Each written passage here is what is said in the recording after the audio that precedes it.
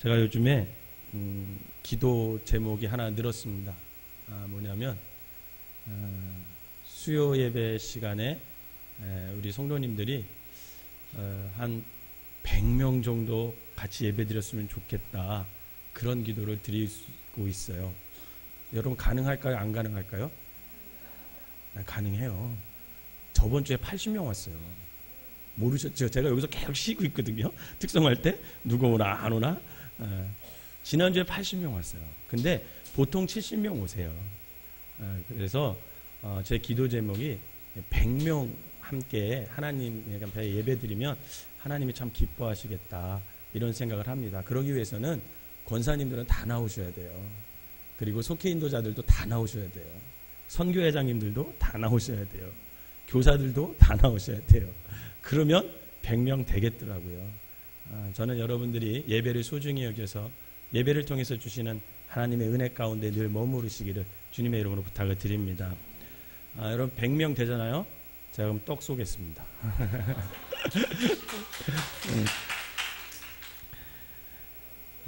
우리 옆 사람하고 인사합시다. 예수님을 깊이 알아갑시다. 시작. 여러분들 신앙생활하면서 예수님과 친밀하게 교제를 맺으시면서 예수님의 마음을, 또 예수님이 누구인지 깊이 알아가시기를 주님의 이름으로 부탁을 드립니다. 지난 시간에 그래서 예수님이 누구인가라고 하면서 두 가지 얘기를 했어요. 첫 번째 얘기한 거 기억나세요? 예수님은 누구시다? 구자로 시작해요. 시작. 구원자이시다. 예수님이 구원자이심을 믿으시길 바랍니다. 두 번째로 예수님은 부활자이시다. 그런 얘기를 말씀을 드렸어요. 그래서 왜 예수님만 우리의 구원자가 되시는가라고 했을 때 예수님만이 본질적인 그 죄의 굴레에서 저와 여러분들을 구원하실 수 있는 유일한 분이다, 그런 얘기를 했어요. 두 번째로 얘기한 게 뭐냐면 왜 예수님이 우리의 구원자가 되느냐 했을 때 예수님만 하나님께서 인정하신 송장이다, 그런 얘기를 드렸습니다. 저와 여러분들이 구원하실 분은 오직 예수님임을 믿으시기를 바랍니다. 두 번째로 예수님이 부활자다라고 했을 때 왜 예수님께서 영원한 부활자라는 사실이 우리에게 왜 중요하냐 했을 때 첫 번째가 뭐냐면 예수님께서 영원한 부활자가 되셨기 때문에 우리에게 죽음을 뛰어넘어서 영원한 구원, 영원한 생명을 주셨음을 믿으시길 바랍니다. 두 번째로 그가 중요하다는 것은 뭐냐면 예수님께서 영원한 부활자가 되셨기에 그분의 말씀은 지금도 살아서 역사하셔서 세계 곳곳에서 우리의 삶 가운데 새 생명을 부여하고 있음을 여러분 믿으시기를 바랍니다. 이 얘기를 지난 시간에 했어요. 오늘은 세 번째, 예수님은 참 인간이심을 여러분 믿으시길 바랍니다. 마태복음 16장 13절을 한번 읽어보도록 하겠습니다. 시작. 예수께서 빌립보 가이사랴 지방에 이르러 제자들에게 물어 이르시되 사람들이 인자를 누구라 하느냐. 아멘. 예수님께서 이 말씀에서 당신 자신을 뭐라고 말씀하세요? 인자. 여러분 인자가 무슨 뜻이에요? 사람의 아들, 이런 뜻입니다. 사실 예수님은 공생기간 중에 몇 번씩이나 이 사실을 강조해요. 인자, 나는 사람의 아들이다. 당신 스스로가 사람의 아들이라는 것을 굉장히 강조하고 계십니다. 여러분 예수님께서 사람의 아들이라는 게 여러분 이해가 되세요? 여러분 예수님은 사람의 아들이에요, 아니에요? 사람의 아들이 맞습니까, 아닙니까? 사람의 아들이 맞아요. 제가 뭐라 그랬어요? 지금 성경에서도 인자라 그랬잖아요. 그러니까 사람의 아들이 맞아요, 안 맞아요? 맞아요. 사람의 아들이 맞습니다. 맞아요. 그러면 왜요? 왜 사람의 아들이 맞아요? 그렇죠. 이 땅에 마리아의 태를 이용해서 인간의 몸으로 육신으로 이 땅에 오셨으니까 뭐예요? 사람의 아들이셔요. 사람이셔요. 그런데 이 사실이 왜 우리에게 중요하냐? 왜 구원자신 예수님께서 사람의 아들이셔야만 할까? 왜 당신 스스로가 나는 인자다 왜 강조하셨을까? 여러분 히브리서 2장 18절입니다. 히브리서 2장 18절. 시작. 그가 시험을 받아 고난을 당하셨은즉 시험 받는 자들을 능히 도우실 수 있느니라. 아멘. 그럼 이 말씀이 무슨 뜻일까요? 여러분, 이 말씀은요, 예수님께서 친히 사람이 되셔서 우리 인간이 느낄 수 있는 희로애락을 어떤 추상적으로가 아는 것으로 그치는 것이 아니라 아주 구체적으로 알고 계시다라는 거예요. 또 예수님이 그것을 관념적으로 알고 있는 것이 아니라 실존적으로 경험하고 계시다라는 거예요. 우리 인간이 느끼는 희로애락을 아주 구체적으로, 아주 실존적으로 경험하셨기 때문에 예수님께서는 사람인 우리를 진정으로 도우실 수 있다, 이런 뜻이에요. 바꿔 말하면 우리를 위한 진정한 구원자가 되시기 위하여 그분은 반드시 우리와 같은 사람이 되셔야만 했다라는 거죠. 한번 생각해 보세요. 여러분, 교통사고를 당하여 만약에 중상을 입었다고 합시다. 그때 비로소 교통사고로 다쳐서 장애인이 된 그 사람의 마음을 어떻게 할 수 있어요? 진심으로 이해할 수가 있겠죠. 암으로 고통받던 사람이 자신과 동일한 암으로 고생하는 사람의 아픔과 고통을 진심으로 이해할 수 있게 되는 거죠. 그런 경험이 없는 사람은 피상적으로 뺏기 위로를 못해요.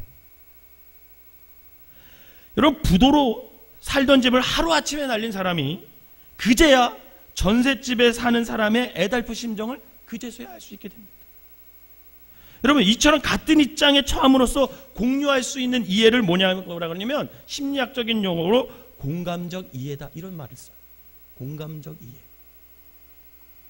사랑하는 성도 여러분, 사람이 개를 사랑할 수는 있지만요, 개에 대하여 공감적으로 이해할 수 있어요, 없어요? 이해할 수 없어요. 왜냐하면 어떤 경우에도 사람이 개가 될 수 없기 때문에 그래요. 제 아무리 명견이라 할지라도 개 역시 사람에 대한 공감적 이해를 할 수 있을까요, 없을까요? 없어요. 못해요. 사람이 얼마나 깊은 고뇌와 얼마나 괴로움 속에서 살고 있는지 개는 죽었다 깨나도 알지 못해요. 왜? 개기 때문에. 여러분, 만약 예수님께서 사람으로 오시지 않았다면 사람에 대한 공감적 이해를 갖지 못하셨을 것이라는 거죠.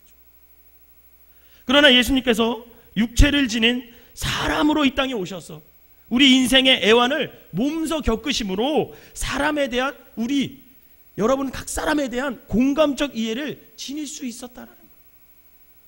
그리고 육체를 지닌 우리의 연약함을 온전히 돕는 구원자로서 우리에게 존재한다라는 거죠. 누가복음 2장 7절은 외양간에서 태어난 예수님께서 구유를 침대에 삼으셨음을 밝혀주고 있어요. 여러분, 구유가 뭐예요? 동물의 밥통이에요. 밥통. 동물의 밥통. 세상에서 가장 더러운 곳이에요. 여러분, 아무리 깨끗하게 씻어서 거기다가 여러분들에게 먹을 것을 준다면 여러분 먹겠어요? 못 먹을걸요. 여러분, 인간이 거할 수 있는 곳 가운데 그보다 못한 곳은 있을 수 없어요.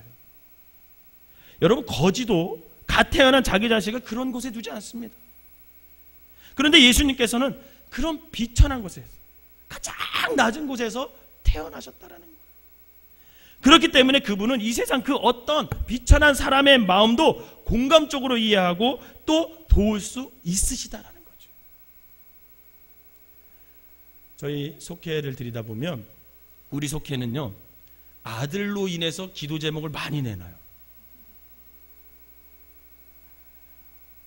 함께 기도 제목을 나누고 이렇게 이야기하면 제가 이렇게 한번 해봐라, 이렇게 한번 위로해줘봐라, 이런 방법으로 교육해봐라, 이렇게 방법을 주면서 이야기하면서 함께 기도하자 그럽니다.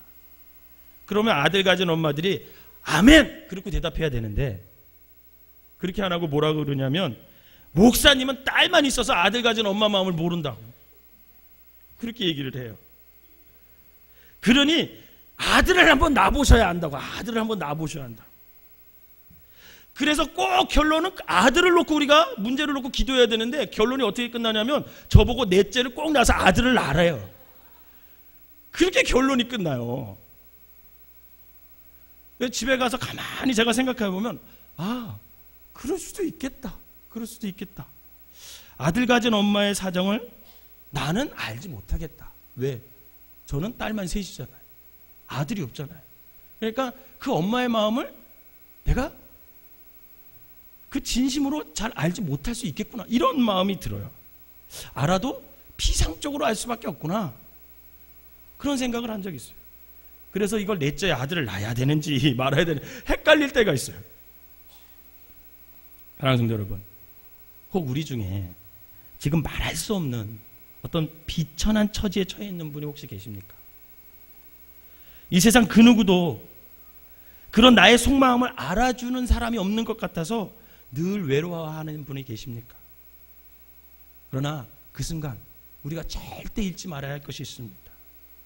그것은 뭐냐면, 구유에서 태어나신 우리 예수님께서 이미 그런 여러분들의 마음을 다 읽어주시고 지금도 우리 곁에서 사랑의 손길로 나를 붙들고 계시다는 사실, 여러분 그 사실을 잊지 마시기 바랍니다.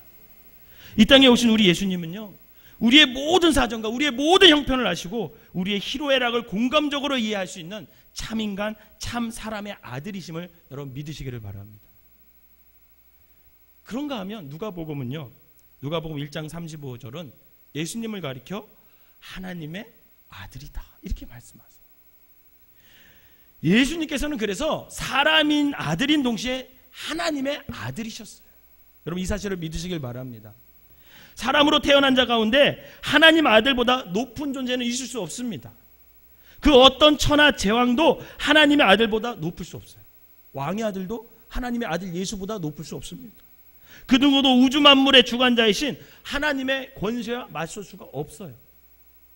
그런데 우리를 위해 이 땅에 오신 예수님께서는 사람의 아들인 동시에 바로 이 세상에서 가장 높으신 하나님의 아들이심을 여러분 믿으시기를 바랍니다. 그리고 이 사실이요, 우리에게 참으로 중요합니다. 왜냐하면요, 예수님께서 가장 비천한 구유에서 태어나셨기 때문에 그 어떤 비천한 사람의 슬픔과 고통도 공감적으로 다 이해할 수 있다는 것은 우리의 입장에서 보면 참으로 귀한 은혜예요. 참 은총입니다. 그러나 그것만으로는 안 된다는 거예요. 여러분, 낮고 가난하기만 한 사람은요, 가난한 사람을 공감적으로 이해하는 친구가 될 수는 있어요. 그런데 높고 부유한 사람의 아픔과 고통을 이해할 수 있을까요, 없을까요? 이해하지 못해요. 이해하려기보다는 오히려 적대시하고요, 공격적일 때가 많더라고요. 분명 높은 사람에게는 다른 사람보다 높기 때문에 주어지는 고통과 아픔이 있을까요, 없을까요?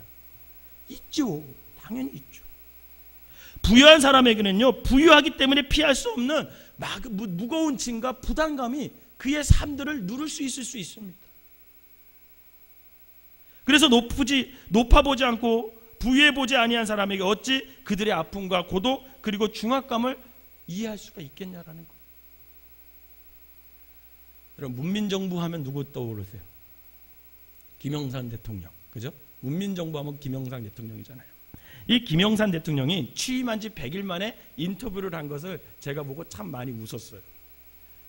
여러분, 대통령이란 자리가 그분이 그 100일 만에 이제 국민과 담화하잖아요. 그분이 거기서 뭐라고 했냐면, 대통령이란 자리가 이처럼 어렵고 괴로운 자리인지 비로소 알았다, 이렇게 얘기를 했어요. 여러분, 사실 그 말이 되게 웃긴 거예요. 야당 총재 시절, 그죠? 김영삼 대통령이 야당 총재 시절, 그는 역대 대통령의 실정을 쉬지 않고 비판하며 공격했어요. 그러나 자신이 직접 대통령이 된 뒤에야 그 자리가 어떤 자리인지 공감적 이해를 하게 된 거예요. 그러니 이 자리가 너무 힘든 거예요. 너무 고통스러운 자리인 걸 그제서야 안 거예요. 여러분, 대통령이 되어보지 못한 사람이 어찌 대통령의 고독을 이해할 수 있겠어요? 재벌이 되어보지 못한 사람이 어찌 재벌의 괴로움을 우리가 알 수 있겠습니까? 여러분, 한 번도 사장이 되어보지 못한 사람, 매달 어김없이 봉급을 받기만 한 사람이 직원들의 봉급을 주기 위해 자기 집문서를 은행에 저당 잡혀야 하는 그 아픔을 직원들이 어찌 알겠습니까? 여러분, 그것을 안다는 것은요, 전혀 불가능한 일이에요.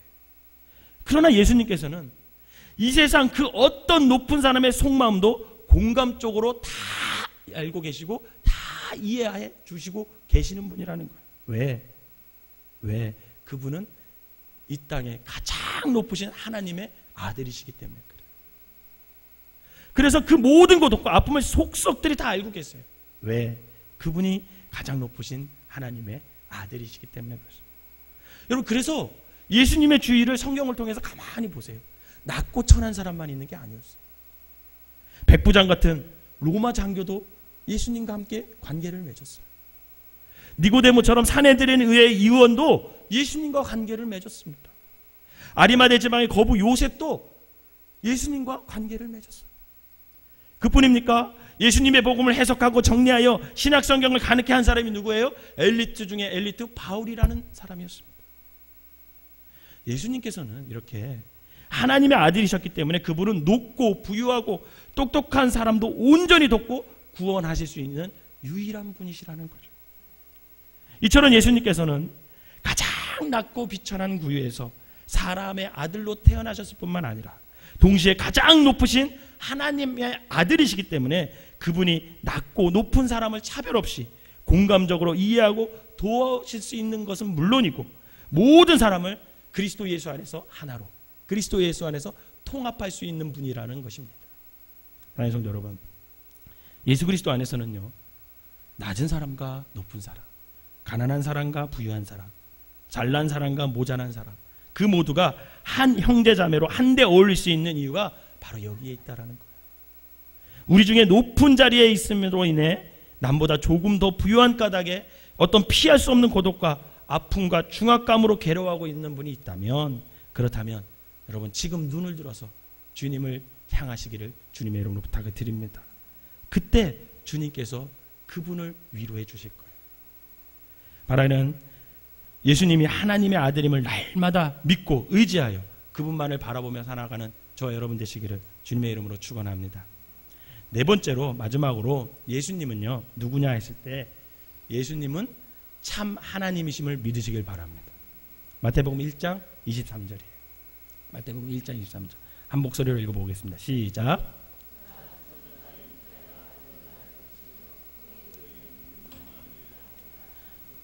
이를 번역한즉 하나님이 우리와 함께 계시다 함이라. 아멘. 본문은 예수님을 뭐라고 증거하고 있어요? 임마누엘. 예수님이 누구래요? 임마누엘 하나님. 임마누엘이 무슨 뜻이에요? 하나님이 우리와 함께 계시다. 바꿔 말해서 우리와 함께 계신 하나님이 누구시라는 거예요? 예수님이라는 거예요. 그러니까 결국은 예수님이 누구라는 거예요? 하나님이시라는 거죠. 하나님. 그분이 곧 하나님이시다, 이렇게 증거하고 있는 말씀이에요. 그런데 어떤 사람이 이런 질문을 해요. 방금 예수님을 하나님의 아들이라고 했는데 하나님의 아들이 또 어떻게 하나님이 될 수 있느냐, 이렇게 날카로운 질문을 하는 사람이 있어요. 굉장히 날카로운 질문 같지만 사실 가만히 보면 이보다 어리석은 질문은 없어요. 왜 그런지 아세요? 개의 새끼는 뭐예요? 네? 개지요. 참새의 새끼는 뭐예요? 참새예요. 사람의 자식은 뭐예요? 언제나 사람이에요. 그렇다면 하나님의 아들 역시 뭡니까? 당연히 하나님이죠. 그죠? 틀렸습니까? 제가? 하나님의 아들은 당연히 하나님이에요. 만약 하나님의 아들이 하나님이 아니시라면 그게 웃긴 거잖아요. 제가 딱 딸을 낳았는데 하나님을 낳았어요. 3명을 낳았는데 성부, 성자, 성령을 낳았어. 웃기잖아요. 그 있을 수 없는 일이잖아요. 사람은 사람을 낳게 돼 있어요. 하나님의 아들은 하나님이세요. 굉장히 지극히 당연한 거예요. 근데 사람들은 이걸 의심해. 예수님께서 하나님의 아들이셨기에 성부 하나님의 속성과 품성과 권능을 그대로 공유하신 성자 하나님이심을 믿으시길 바랍니다. 그렇다면 예수님께서 임마누엘의 하나님이라는 사실이 왜 우리에게 중요하냐라는 거예요. 두 가지 이유가 있습니다. 첫 번째는요, 예수님께서 하나님이시기 때문에 그분의 도우심은 언제나 완전하고 근본적일 수 있다는 거예요. 여러분, 이게 무슨 말이냐면, 여러분, 예수님께서 아무리 사람의 아들로서 우리의 아픔을, 우리의 상처를 공감한다고 생각해 보세요. 근데 그것으로 끝나. 같은 사람이니까. 그러면 그게 뭐야? 여러분, 그분이 하나님이 아니시면요, 그분의 도움은요 일시적이고요 불완전할 수밖에 없어요. 그거는 우리는요 어떻게 해야 하냐면 매번 다른 도움자를 찾아다녀야 해요. 그런데 사랑하는 성도 여러분, 완전한 것은 완전한 것에서부터 나옵니다. 즉 완전한 것은 누구에서부터 나와요? 완전하신 하나님으로부터 나오게 돼 있어요. 즉 예수님께서 하나님이시기에 죄와 사망에 빠진 우리를 완전하고도 근본적으로 우리를 도우시고 구원할 수 있음을 믿으시기를 바랍니다. 그래서 예수님께서 하나님이시라는 게 중요해요. 두 번째로 예수님께서는 하나님이시기 때문에 이 땅에 사람으로 오셨어요. 예수님께서는 하나님이셨지만도 이 땅에 사람으로 오셨지만 그분이 죄가 없는 참 사람이 되셨다라는 거예요. 예수님께서는 여인의 태를 통하여 오셨으나 인간의 성을 매개로 삼지 않으셨습니다. 성령님의 능력으로 동정녀에게 태어나신 임마누엘의 하나님이 우리 예수님이 믿으시길 바랍니다. 그래서 예수님께서는요, 원죄, 즉 우리 모든 인간에게 있는 본질적인 죄가 있어요, 없어요? 죄가 없어요. 원죄가 없습니다. 또 하나님이시기 때문에 육체를 지닌 사람으로 사셨음에도 불구하고 그분은 죄를 진 적이 있어요, 없어요? 죄를 진 적이 하나도 없어요. 죄를 범치 않으셨어요. 그리고 온전한 삶을 사셨어요. 여러분, 이것이 히브리서 4장 14절에서 15절에 이렇게 증거하고 있습니다. 히브리서 4장 14절에서 15절 시작. 그러므로 우리에게 큰 대제사장이 계시니 승천하시니 곧 하나님의 아들 예수시라. 우리가 믿는 도리를 굳게 잡을지어다. 우리에게 있는 대제사장은 우리의 연약함을 동정하지 못하실 이가 아니요 모든 일에 우리와 똑같이 시험을 받은 신으로되 죄는 없으시니라. 아멘. 여러분, 그리스도인이라고 하는 것은 그리스도를 따르는 사람이에요. 그죠? 예수님을 따르는 사람이 그리스도인이에요. 즉 그리스도인이라는 것은 그리스도를 본받는 사람을 말해요. 내가 예수님처럼 닮아가고자 하는 사람들, 그 사람들이 그리스도인이에요. 여러분, 불교 신자가 예수님 닮아가려고 해요? 안 해요. 불교 신자는 부처님이 되려고 그래요. 우리 예수님을 믿는 사람, 그리스도인들은 누구를 본받으려고 해요? 예수님을 본받으려고 하죠. 예수님을 닮아가려고 하는 게 그리스도인입니다. 여러분, 그러면 왜 예수 그리스도를 우리가 따라요? 저와 여러분들이 왜 그분을 본받고자 합니까? 왜 그렇죠? 예수님만이 흠도 없이 완전한 삶을 사신 진리 그 자체이기 때문에 그래요. 만약 예수님이 하나님이 아니셨던들, 단지 인간으로 존재하면서 단 한 차례라도 죄를 범하셨다면 그분은 완전한 진리일 수가 있어요, 없어요? 진리일 수가 없죠. 흠이 없이 완전한 삶을 사신 그분이 바로 인간의 몸으로 오셨지만 흠이 없이 완전히 사신 그분이기 때문에 우리의 영원한 진리와 구원자가 되는 것입니다. 그래서 우리는 그분을 닮아가려고 하고 그분을 따라 살아가려고 하는 거예요. 그래서 예수님께서 오늘도 이렇게 말씀하셔요. 마태복음 11장 28절입니다. 시작. 수고하고 무거운 짐진 자들아 다 내게로 오라. 내가 너를 쉬게 하리라. 아멘. 주님의 말씀에 순종하시기를 바랍니다. 수고하고 무거운 짐이 있으면요, 다 주님께 가지고 나오시기를 바랍니다. 그런데 여러분, 이런 말 아무나 할 수 있어요? 아무나 할 수 있습니까? 더욱이 인간으로서 이렇게 당당하게 말할 수 있는 사람이 있을까요? 없어요. 예수님께서 이렇게 말씀하실 수 있는 이유는 뭐냐면 그분은 임마누엘, 곧 우리와 함께 하시기에 이 땅에 오신 누구시기 때문에? 하나님이시기 때문에 그렇다는 거예요.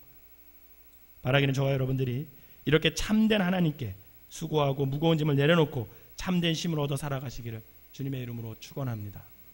사랑하는 성도 여러분, 우리는 지금까지 성경 말씀을 통해서 예수님께서 어떤 분인지 살펴봤습니다. 첫 번째, 예수님은 어떤 분이다? 구원자이시다. 믿으시길 바랍니다. 두 번째, 예수님은 부활자이시다. 세 번째, 예수님은 참 인간이시다. 네 번째, 예수님은 참 하나님이시다. 믿으시길 바랍니다.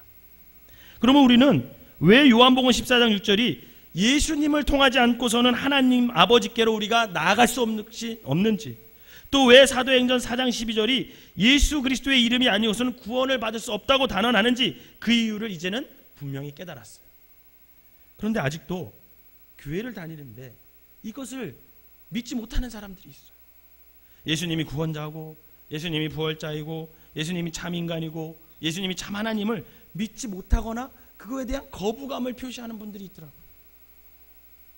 그러면서 뭐라고 얘기하냐면 기독교는 너무나 독선적이다, 너무나 배타적이다, 이렇게 비판하시는 분들이 있어요. 그래서 다른 종교에도 구원이 있지 않을까, 좀 받아들여야 되지 않을까, 그러면서 찾아다니는, 그러면서 자신 스스로가 굉장히 넓은 마음을 가진 사람인 양 얘기하는 사람들이 있습니다. 그럼 왜 사람들이 교회를 다니면서 그런 마음을 갖게 될까? 여러분, 두 가지 이유가 있습니다. 첫째는 뭐냐면요, 성경을 전혀 모르기 때문에 그래요. 아무리 모태신앙이라고 해도 성경을 모르면 예수님이 누구인지 알 수 없어요. 구원이라는 단어, 은혜라는 단어, 천국이라는 단어, 지옥이라는 단어, 사랑이라는 단어, 이런 단어들이 가슴에 와닿지 않는 거야. 성경을 모르니까. 만약 그 사람이 다른 곳에서 구원을 찾으려는 노력을 그 10%만 성경을 아는 데 기울였다면 우리는 충분히 예수님이 구원자이고 부활자이고 참 인간이고 참 하나님을 알 수 있을 것입니다. 그런데 성경을 보려고, 그래서 그 진리를 알아가려고, 예수님이 누구인지 알아가려고 노력하지 않아요. 두 번째 이유는요, 왜 교회를 다니면서 그런 마음을 가질까? 그것은 뭐냐면 나 자신을 포함하여 인간에 대해 굉장히 무지하기 때문에, 인간이 누구인지 무지하기 때문에 그래요. 그래서 인간을 바르게 하는 것이야말로 참된 구원을 얻는 첩경이 됩니다. 그래서 첫 번째로 제가 한 게 나는 누구일까? 그거에 대해서 우리가 알아야 돼. 에노스. 죽을 수밖에 없는 존재라는 걸 알아야 돼. 연약함, 완전하지 않다라는 것, 늘 죄를 질 수밖에 없는 그런 불완전한 존재라는 걸 우리 스스로가 알아야 됩니다. 아무리 도덕적으로 나보다 월등한 종교 창시자라 해도 본질적으로 나와 똑같은 뭐예요? 인간이잖아요. 죄인이잖아요. 여러분, 우리가 그것을 안다면 어찌 인간이 만들고 인간이 교주가 되는 종교에서 영원한 구원을 찾으려고 한단 말입니까? 그것처럼 어리석은 게 어디 있어요? 안산호, 여러분, 인간이에요, 인간이 아니에요? 인간이에요. 그 사람이 만든 교리와 그 사람들이 만든 그 이단, 거길 왜 가요? 인간이, 우리가 똑같은 인간이 만들었는데 거기에서 무슨 구원이 있겠다고? 조금만 생각하면, 조금만 성경을 안다면 거기에 빠질 이유가 없습니다. 여러분, 인간이 교주가 되는 종교에서는요, 구원이 있을 수 없어요. 사랑하는 성도 여러분, 왜 요한복음 14장 6절과 사도행전 4장 12절이 예수님을 통해서만 구원을 얻을 수 있다고 단언하느냐? 그것은 이 땅에 태어난 인간 중에 구원자이시고 부활자이시고 참 인간이시고 참 하나님이셨던 분은 오직 누구밖에 없어요? 예수님밖에 없음을 믿으시길 바랍니다. 그렇기 때문에 그분이 우리의 구원자가 되는 거예요. 바라기는 이 예수님만이 나의 구원자이시고 부활자 되시고 참 인간이시고 참 하나님이심을 믿음으로 고백하여 주님 오시는 그날까지 예수님을 증거하며 살아가는 저와 여러분 되시기를 주님의 이름으로 축원합니다. 기도하겠습니다. 사랑과 은혜가 충만하신 하나님, 예수님이 누구인가? 라고 질문했을 때 그에 대한 답을 우리가 할 수 있도록 하나님, 우리가 믿음의 훈련, 신앙의 훈련, 아버지 성경의 말씀을 근거로 대답할 수 있는 훈련을 아버지 받을 수 있도록 인도하여 주시고, 그 훈련 잘 받아서 예수님이 우리의 유일한 구원자이심을 아버지 하나님 세상에 전할 수 있는 귀한 사람들 되게 하여 주시옵소서. 예수님만이 우리의 구원자시고 그분만이 부활자시고 그분만이 참 인간이시고 참 하나님이셨기에 아버지 하나님, 그분만이 우리의 구원자가 될 수 있음을 아버지 이 시간 고백합니다. 사랑의 하나님, 이 땅에 살아가는 동안 아버지 하나님, 다른 데 우리의 시선 두는 것이 아니라 오직 아버지 우리의 구원자 되시고 아버지 하나님 부활자 되시고 참 인간이고 참 하나님만, 그 예수님만을 우리의 주인으로 모시고 왕으로 모시고 아버지 그분이 인도하는 대로 아버지 그분의 말씀대로 살아갈 수 있는 귀한 성도들 되게 하여 주셔서 어떤 유혹에도 어떤 상처에도 어떤 문제 앞에서도 넘어지거나 아버지 쓰러지는 것이 아니라 다시 소망을 갖고 아버지 하나님 승리하는 삶을 살 수 있는 우리 모두가 되게 하여 주시옵소서. 이 시간 우리 예배를 받으신 하나님께 감사드리고 아버지 하나님 생명 삶 속의 헌신을 받으시고 저들의 삶 가운데 오직 예수님만, 아버지 하나님 오직 주님만 아버지 그 믿음으로 살아갈 수 있는 믿음의 사람들 되게 하여 주시옵소서. 그 주님이 오늘 이 예배 드리는 모든 사람들 마음속에 임하여 주셔서 아픈 사람들은 치료하여 주시고 아버지 하나님 마음이 무너진 자들은 그 마음에게 다시 소망을 허락하여 주셔서 소망을 갖고 하나님을 향해 아버지 일어설 수 있도록 인도하여 주시고 어떤 문제와 상처가 있다면 다시 회복시켜 주셔서 아버지 하나님 주님이 답임을 깨달아 그분만을 붙들고 나아갈 수 있는 귀한 성도들 되게 하여 주시옵소서. 예수님의 이름으로 기도하옵나이다. 아멘.